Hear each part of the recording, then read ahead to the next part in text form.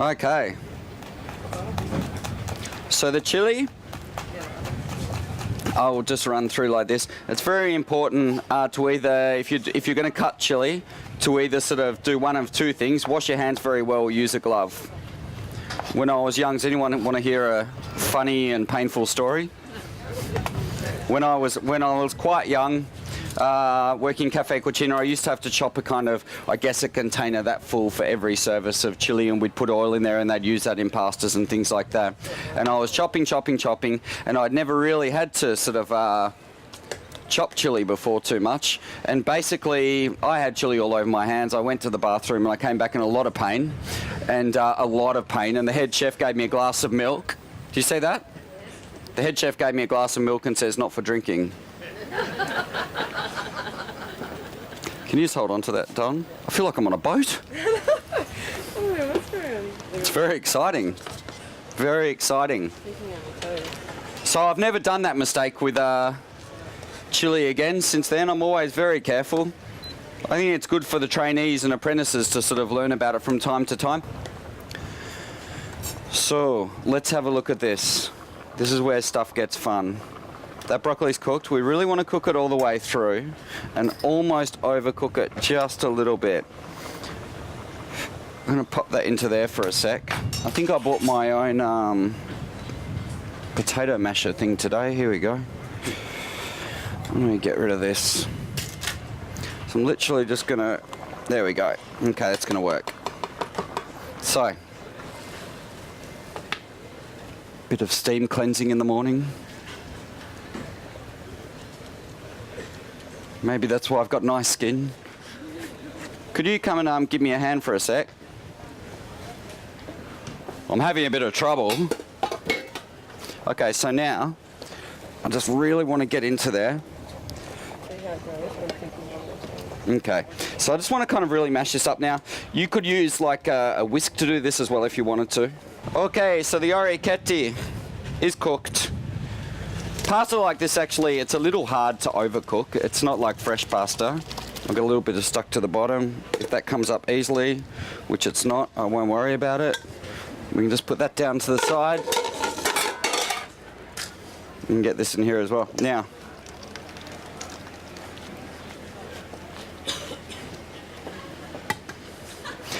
are we on? Yep. Okay, so now what I want to do is actually start to cook this a little bit with the oil as well. And at this stage of the game, I'm going to start to pop some anchovy. If you really hate anchovy, it's very simple. Leave it out. No problem. The anchovy will give a beautiful kind of depth of flavour into there as well. You could go, we've got very fashionable anchovies in Australia now, like Ortiz anchovies and stuff like that.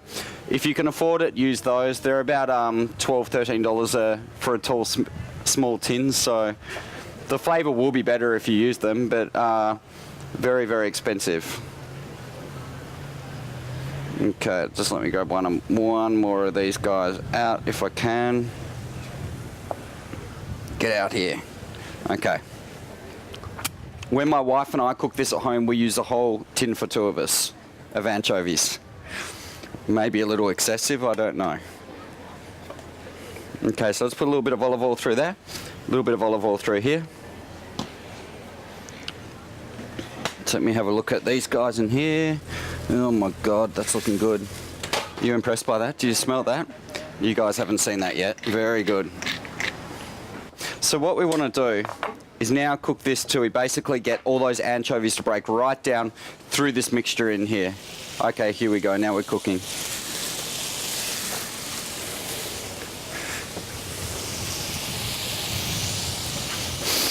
Oh God. Can you smell that? Okay. Really good. And can you, I don't know if you guys can see, but I haven't mashed that broccoli to its, you know, it's not in... I mentioned it. I'm sorry. You guys come and squeeze in here if you want, if you can't see.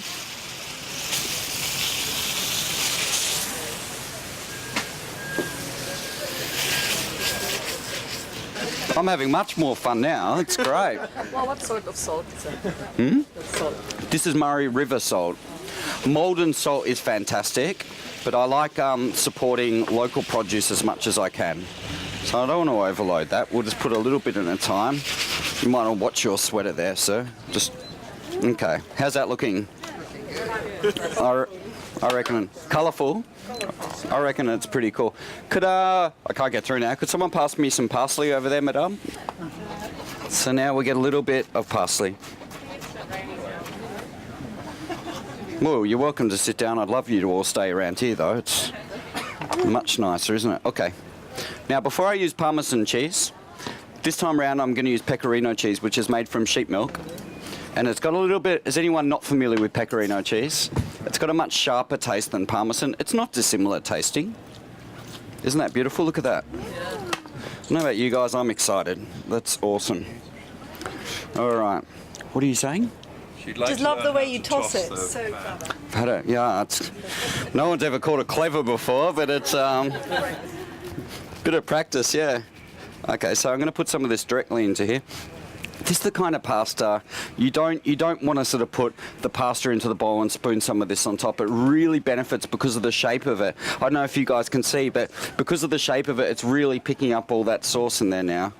So now I want to get in there quickly again and give it a little toss to distribute all that cheese.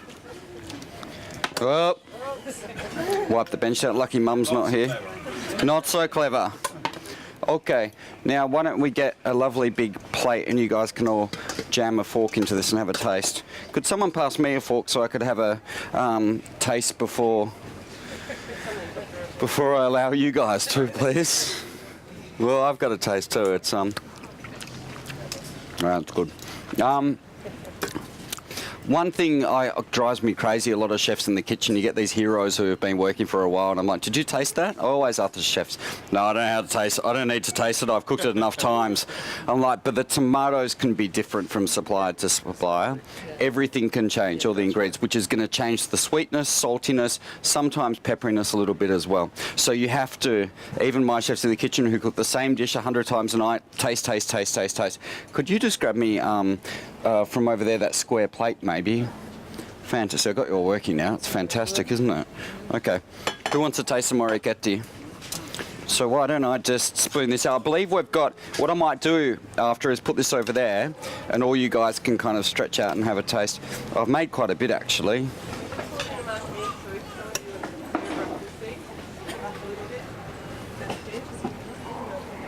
What was that? There's a marquee now. Oh, there's a marquee as well. Now, I've made a lot for all you guys to have a taste, but obviously, normally, I would make a much, much smaller portion. You don't need much of this. Because of the actual pasta itself, it's quite filling. But since you're all such a lovely crowd, I made you extra so you can all have a nice taste. There you go, ladies and gents. That's my second dish, Orecchietti, anchovy, chili and broccoli. Thank you very much.